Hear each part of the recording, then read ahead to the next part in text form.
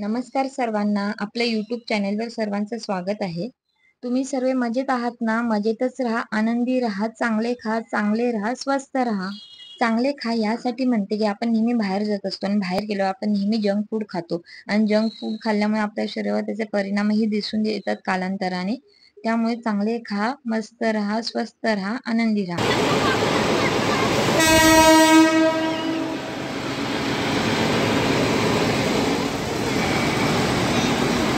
घसा थोडा बसलाय माझा. मुंबईला आल्यामुळे वातावरण थोडं चेंज झाल्यामुळे थोडा घसा बसलाय.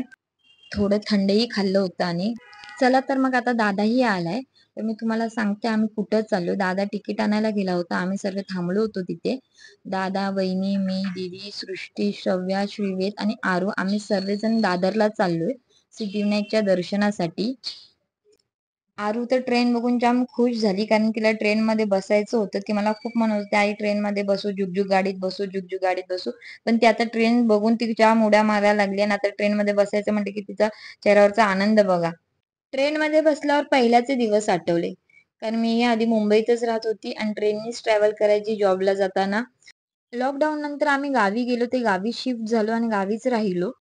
गाडीत बसल्यावर पोरांचं सुरू झालं, मला बिस्किट दे, पाणी दे, खाऊ दे.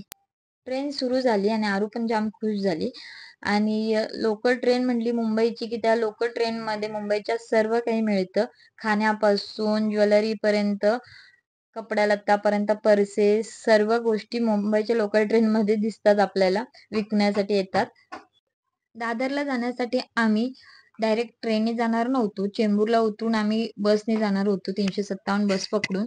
ट्रेनने जाणार नव्हतो कारण आमच्यासोबत लहान मुलंही होती आणि ती कुर्ल्यातनं चेंज करायचं म्हटलं की खूप गर्दी असते कुर्ल्यात. त्यामुळे आम्ही म्हटलं चेंबूरला उतरून डायरेक्ट बसनेच जाऊ. आणि नेमकं त्या दिवशी बसचा काहीतरी प्रॉब्लेम झाला होता आणि बस लेट झाली होती. चेंबूरवरनं नेहमी 10-15 मिनिटाला 357 बस आहे. पाऊण तास बस लेट झाली होती आणि आम्ही खूप वैतागलो होतो आणि आजूबाजूला खेळणी टॉय होती ते बघत टाइमपास करत बसलो. आणि शेवटी बस आली. बस लेट झाल्यामुळे खूप गर्दी होती आणि 2-4 बस स्टॉप गेल्यानंतर थोडी गर्दी कमी झाली आणि बसायला जागा नव्हती. आणि आरूला खूप झोप आली होती.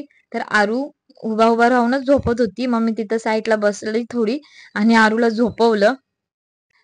साईडलाच खाली एका कोपऱ्यात मांडी घालून बसून आरूला झोपवलं आणि खूप गर्दी होती. पूर्ण दादर येऊसपर्यंत सर्वजण उभा राहिले होते. कुणालाच जागा मिळाली नाही. मी तर थोडा वेळ आरूला घेऊन खाली बसली होती. आणि फायनली आम्ही उतरलो. उतरल्यानंतर रस्ता क्रॉस करावा लागतो. रस्ता क्रॉस केल्यानंतरच 5-10 मिनिटं चालल्यानंतर मंदिर आहे समोर. एंट्री केल्यानंतरच अशा त्या लाईनी असतात तिथून दर्शनासाठी जाण्यासाठी. मग आम्ही त्यात गेलो. तर आम्हाला वाटलं काही लाईन थोडीच आहे. पण जसं आम्ही आतमध्ये जाऊ तसं समजायला लागलं की खूप गर्दी आहे आणि लाईनी पण खूप आहे आतमध्ये. मी कॉलेजमध्ये होती तेव्हा नेहमी यायची सिद्धिविनायकला. त्या टायमाला डायरेक्ट अशी लाईन असली तर पण ते डायरेक्ट गाभाऱ्यात जात होती. पण आता जसं नवीन काहीतरी खूप डेव्हलप झालंय. आता लाईनी त्या आतल्या बाजूनी घेऊन आतमध्ये पण गणपतीची मूर्ती आणि वेगवेगळ्या कथाविषयी माहिती दिलेली आहे. संकट चतुर्थीची कथा आणि शनी मंदिरची कथा अशी ती फ्रेम बनवली आणि फ्रेम मध्ये गणपती आणि ते कथेविषयी माहिती दिलेली आहे. आणि आता आम्ही गाभाऱ्यात आलोय. गाभाऱ्यात आल्यावर खूप खुश झालो. म्हटलं फायनली आता दर्शन होणार गणपती बाप्पाचं म्हणून. प्रत्येकाच्या चेहऱ्यावरचा आनंद बघा. आम्ही गाभाऱ्यात आलोय, दर्शन होणार म्हणून फायनली. 3 तास आम्ही लाईनीत उभा होतो आणि आरू पण खूप वैतागली होती. तिला खूप गरम सुद्धा होत होतं.